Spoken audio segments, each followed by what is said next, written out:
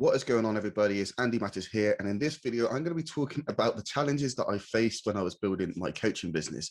So just in case you're not aware, I wasn't some like overnight success story when I actually got into the online coaching space. It actually took me 8 months to make my first sale. So basically what I'm going to be doing in this video is I'm really going to be sort of breaking down exactly what it was that held me back and why it took me so long to make my first sale. And then I'm going to share with you some more sort of challenges that I faced as my business began to sort of like pick up.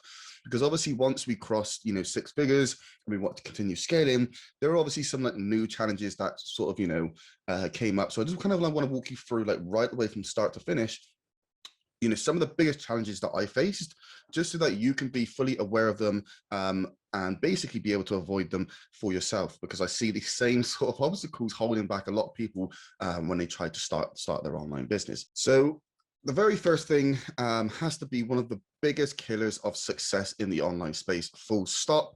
And that one is shiny object syndrome. So just in case you're not aware of what shiny object syndrome is, it's pretty much just what it says on the tin. You know what I mean? Like, so let's just say, for example, I had this program and it looked amazing and you're like really interested in it.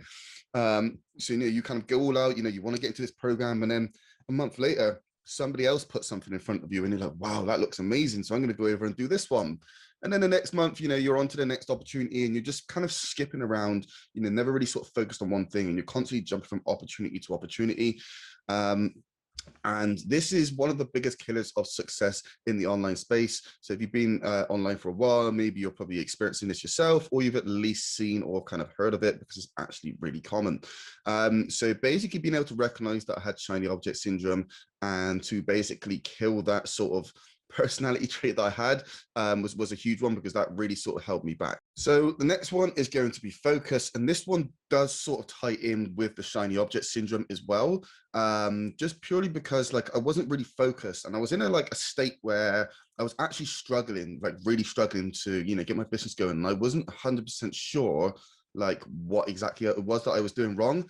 Obviously I had coaches and stuff and I would speak to them and they would give me advice, but I was still struggling. So one of the things that I was doing, because obviously I was marketing through Facebook at the time, there may have been like other people in this program that were actually doing quite well, and they would create a post saying, oh yeah, I've done, I've made these sales for YouTube, here's how I did it, rah, rah, rah.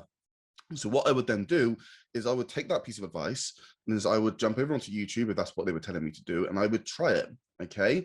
And then like a month later, I would see somebody else who's offering advice. I would have a look at what they're doing, start watching what they're doing, and then I would try that. And the biggest issue that I had here was that I was looking outside, everywhere outside of myself for the answers, where the answers really sort of laid within me. Okay. So I didn't really start seeing results until I actually stopped doing this, stop paying attention to what other people were doing, stop trying to, jump ship and do what, they said to make them quick sales, and really just focus on what I need to do. Okay. Because it's really important to remember that everybody learns at their own pace.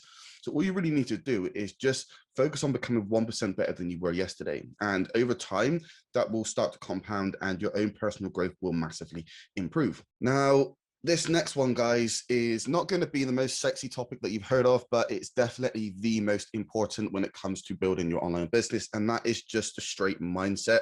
Again, this does sort of like tie in with the other two things that I've just spoken about, but you may have heard that building an online business is 80% mindset, 20% tactics. And it doesn't matter if you have the best skills in the world. If your mindset's not right, then it's not going to work for you. And just to give you like a bit of a background, I actually grew up quite poor. Okay. So my mum was always kind of struggling to pay the bills. I remember I used to come home, maybe I was out with my friends, I'd come home and my mum would be sat there crying, you know what I mean? Like, she didn't have enough money to kind of pay the bills, and it would be quite sort of like an upsetting scenario as she tried to keep a roof over our heads. Okay, so like as long as I can remember, my mum's always pretty much just worked for jobs that didn't sort of pay too well. She'd always worked on close to sort of minimum wage. She'd always struggled to pay bills. And obviously with her being my mother, obviously I grew up with some belief systems that were instilled into me by her. Not to so much to say that they were bad, but ultimately it's not the right kind of mindset that you need if you want to build, a 6 or 7 figure business. Okay. So like mindset was kind of the biggest one, but the hugest part, like the biggest part of me struggling for those 8 months was really kind of getting rid of those poor belief systems that were instilled into me by my parents, and being able to change it from what to what I've been taught, which is basically how to think like, 6 or 7 figure earner, to really kind of, move the ball for your business. So yeah, studying mindset was probably, without a doubt, was actually the huge, like the biggest sort of piece of the puzzle, because it wasn't until I started really sort of studying that topic of mindset like quite intensively that my business really started to sort of blow up. So yeah, mindset's a huge one, guys, huge. And guys, quickly before I continue, if you are getting value from this, please hit that like button, drop a comment down below, and subscribe to the channel so you don't miss out on any future content that I'm coming up with. So number 4, this one is huge. Loads of people are still doing it. It's not necessarily your fault because there are people that tell you to do this. This is going straight into paid advertising. So when I got into the online space, the first thing that I actually did was kind of go into an agency program before I actually got into the coaching space. And one of the things that I was told to do was to run paid ads. Now, if you're not already sort of making 10,000 per month, or at least close to that, you shouldn't even be looking at running paid ads. I was told to come in, start running these Facebook ads, and then boom, watch it spit a bit of cash out the other end. And pretty much what happened was I lost all of my money, which is quite a common occurrence for somebody who's just starting in the online space. And all I'm going to say is if you can't make organic, which is obviously free traffic, work for you, you don't really have a hope in hell to make paid work for you. So really kind of focus on organic, because that's always where your best quality traffic is going to come from anyway. So yeah, really focus on, organic, really learning the fundamental skills that make organic work before you even try touching paid advertising, because I see far too many people get told to come in, run paid ads, and then they basically get their fingers burnt. So talking of organic marketing, that brings us on to the next one, which is organic marketing. Okay, so I was essentially told that I needed to create content, organic content, and post it on social media. Now, it's all good and well being told to do this. I think everyone's kind of like telling you to do the same thing, but it's quite funny because most people don't actually give you a full-blown content strategy. So they tell you, okay, you need to provide value, you need to create content, this, that, and the other, and then you're just basically winging it. You're putting out random things on random days, hoping that it works and sort of brings in business for, brings in new customers for your business. But there has to be a method behind the madness. So if you're just putting out random things on random days, then that's going to turn in random results for your business, which is kind of like a huge problem. Also, I was never really, just to begin with, I was never really given like a structure on how to actually create this stuff, how to structure my content.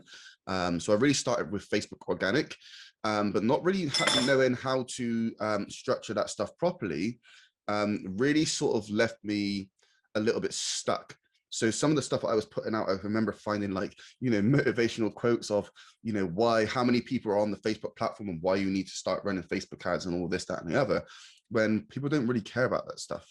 Obviously your marketing, you need to do some market research to really understand like what makes your audience tick. And once you're able to figure out exactly what makes them tick, what their pain points are, the reason that they do what they do, you can really create some powerful marketing message through organic, to really sort of trigger those pain points and educate them on why what you're doing is a solution to their problem. Right. So the next one is going to be booking calls. Okay. And this is going to be a huge one for anybody that's on Facebook specifically. So if you actually look at one of my previous videos I've published, you can see where I actually give you like a 7-day sort of content strategy, and how I was able to book 24 calls from like a single Facebook post. So make sure you go and check that one out. I will link to that one down in the description below. But booking calls is a huge one, because especially if you are closing over the phone and you're selling some sort of high ticket offer, booking calls is going to be a big one. So the reason that I wanted to mention this one, like specifically on this video, is because I'm still on Facebook, of course, and the amount of people that have come into my inbox with some sort of like message. This is like the first message. Someone's just accepted my friend request, or I've just accepted their friend request, and they come into my inbox with a message. So, hey, thanks for connecting. I noticed that we were in the same group. I've helped blah, blah, blah, achieve blah, blah, blah result.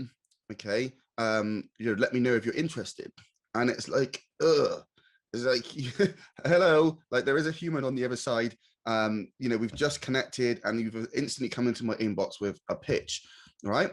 And if you're doing this, I just want you to know it's not necessarily your fault, because there are people out there kind of teaching this stuff.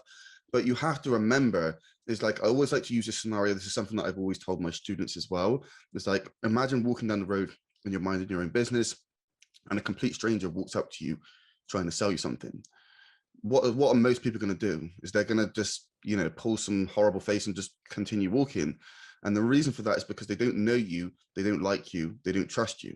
So it's the exact same when you just pop up in somebody's inbox and just hit them with a pitch instantly. You have to be able to build some form of rapport with that person before you do that. Okay. So obviously, when I got into the online space, I wasn't really kind of aware of how to make this stuff work. So I was coming into people's inboxes with, you know, a one message pitch, basically trying to book calls. And I really, really struggled to book calls. I may have booked like a few of them, but half of them didn't turn up. The ones that did, they weren't too good. And yeah, it's really just about sort of figuring like, how can you build rapport and how can you really sort of warm people up to you to be able to kind of schedule calls.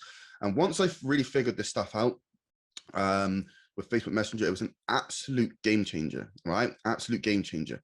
So yeah, I highly recommend, if you haven't already, just checking out that video with the content, the free content calendar giveaway that I've recently just done, because I actually walk you through some of that process on how to start, you know, really kind of start booking calls, and how I was able to book 24 calls from a single Facebook post, and how that pushed bookings into the following week. So make sure you check that one out. I'll link to that one down below. So then that brings me on to the next one, which is how to communicate with people in Facebook Messenger. And this is kind of like sort of similar to what I was literally just talking about with the posts. Again, people come into your inbox with like pitches, and really how to communicate with people in a way that doesn't make it sound sleazy and salesy.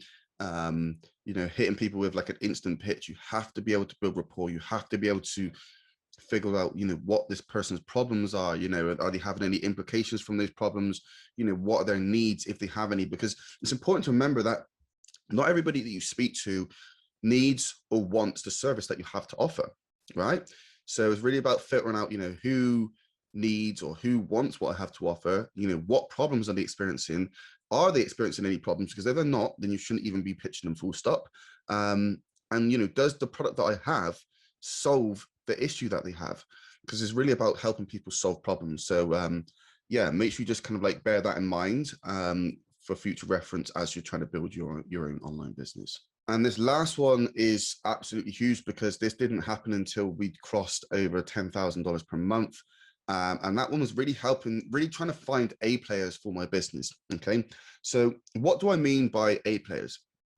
So essentially, when I was building my business, I got taught something that as you are starting to build a team for your business, like the most important thing, obviously you've got to make sure that you've got the right people in, they've got the right training, this, that, and the other. But like the number one, like most important thing in that process is culture. Okay, so company culture. So I think most of you could probably like relate to this. So have you ever sort of worked in a job where, you know, the owner or the boss is just some sort of like power hungry person that you just can't, they're not really very approachable. You know, you could be in work, everyone could be happy and smiling, and when this person walks through the door, everybody's like, oh god, like we've got to be on our best behavior now. You know, Bob's just turned up. And you know, there's that kind of sort of culture of not wanting to be in work because of this person, right? So like one thing that I have learned, because obviously I went into work inside a 9-figure business and really start, you know, seeing what made these businesses tick. And the culture, any business that was working really well, the culture in it was brilliant. Okay, so they, you know, they breathe this culture of, you know, winning. So one thing that they used to do in that company that I was working in is they would have like a massive like WhatsApp group chat. Okay, would have about, you know, 100, 200 people in there. And yeah, sometimes they would come in, like most days, right? Okay, so yeah, we've got like, you know, a Wednesday bonus. Okay, we're going to give you, you know, a £500 bonus for the first 2 people, for the first person who closes 2 sales today, right? And there was just always this constant, like, you know, when somebody had a win, they would be sharing it in there. Everybody like, yeah, well done, you know, that's great. You know, really to kind of encourage each other. And there was just this culture of winning, this culture of belonging to a community, an entrepreneurial community of people that, you know, if they're above you, they're pushing you to get on their level. And there was that really good culture. Whereas other companies that I've worked in which aren't doing so well, that culture was something that was sort of missing, right? And with A players, obviously, if you are building your own business, you're going to usually be quite passionate about it. And that's quite easy for you to be like that. But if you hire somebody else into your business, they might not necessarily care about it as much as you do. So finding A players is, first of all, finding people with talent, okay? Finding people that are, capable of, doing the job well, but then also ensuring that, they can bring that sort of positive vibe to your team. Okay. So when I started to grow my business, I hired somebody, and essentially I quite quickly discovered that, they weren't an A player, the motivation wasn't there, they just weren't filling out spreadsheets and stuff. And it was really kind of difficult for me to be able to, get that person on the same wavelength as me. So yeah, I just wanted to come on here and really just kind of share with you guys some of like the biggest struggles that I experienced so that you can avoid them. But yeah, leave a comment down below, guys. Let me know if this was helpful for you, what sort of content you want to see from me in the future. And don't forget to hit that subscribe button, smash that like button, and I will catch you on the next